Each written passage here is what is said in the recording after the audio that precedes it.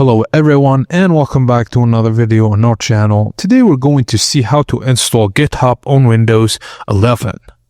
So firstly, before installing, make sure Git is installed on your system. Download it and install it. Now go to desktop.github.com.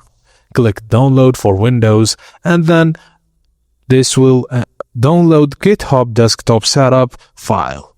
Just once downloaded, open it and follow the installation prompts.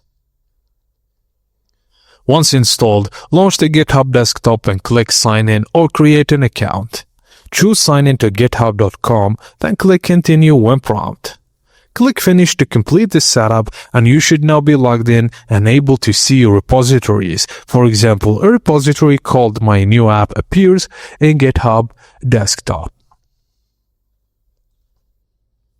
And that's it guys, as simple as that. Thank you for watching and please don't forget to like and subscribe for more tips and tricks like this.